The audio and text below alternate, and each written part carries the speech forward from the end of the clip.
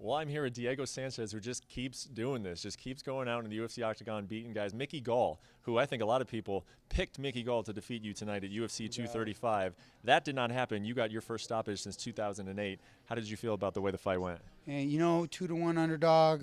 And when I found out the odds, somebody was interviewing me on media day, and they're like, "You're 2-1 underdog." I'm like, "Really?" I was like, "I'm not the underdog.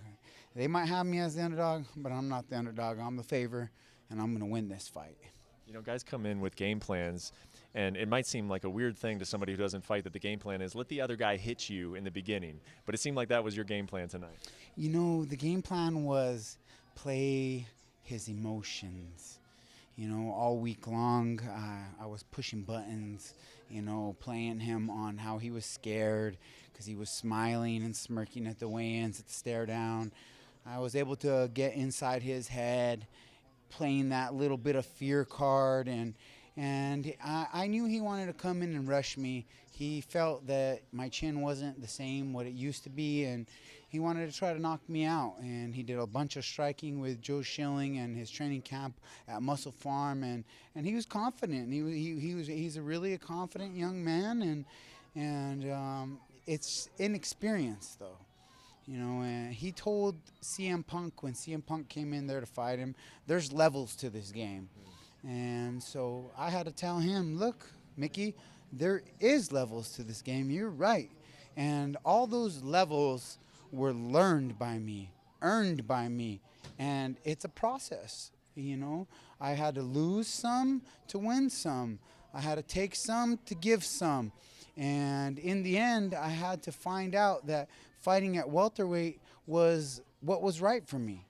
Lightweight was cutting too much weight, killing my speed, killing my durability, and it wasn't going to happen. Lightweight wasn't going to happen anymore. I'm going to give up a little bit of strength sometimes at welterweight, but I have a speed advantage, I have an endurance advantage, and I definitely have a durability advantage.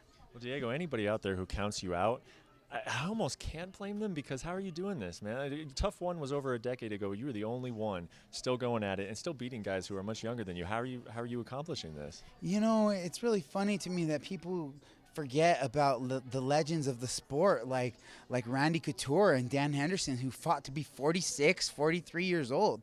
I'm 37 years old, and I learned from these guys at the age of 20. What these guys were doing are not what I'm doing. I've evolved and adapted my entire being. What I do for anti-aging, I go and I learn from the master superhuman Iceman Wim Hof.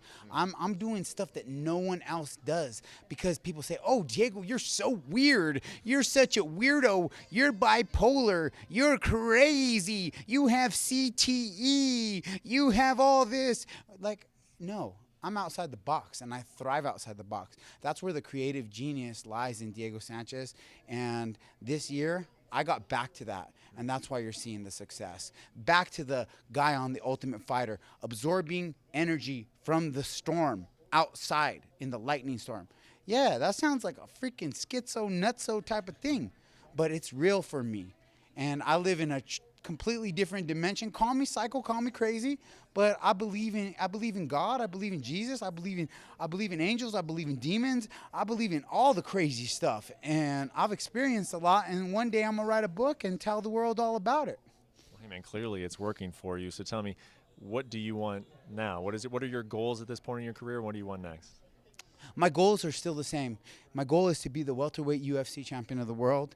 It is my destiny. I feel it. I believe it. I will fight for this. I will live for this. I will bleed, sweat, and cry for this. I'm not stopping until I get my goal of becoming the UFC welterweight champion. Maybe they open up 165. That would be good for me. Right now it's not an option. So you're going to see the David fighting Goliaths, and, go home, get better. Continue to get better, but remain vicious. Remain relentless. Remain a savage. I mean, my elbow hurts from hitting this guy so hard. I was trying to break the bones in his face. I wanted to send him home in a stretcher. I didn't, that's bad stuff to think about somebody. But you got to think about it like this. To kill a monster, you got to be even more of a monster. you got to think about it like this. If you don't have it in your mind's eye that you're going to hurt this person, you're not going to hurt that person. And I'm coming to bring the pain and put the fear in all the welterweight division, because Nightmare is back, and I'm sending nightmares, and I'm making statements, and 2019 is going to be a terrific year. I'm going to go home, rest for a week, and get on my movement, keep working the movement. I hired a new movement coach that has been great for me. I'm going to learn how to move better and learn how to fight better. Always a pleasure, man. Congratulations on the win. Thank you, brother. I appreciate it, man.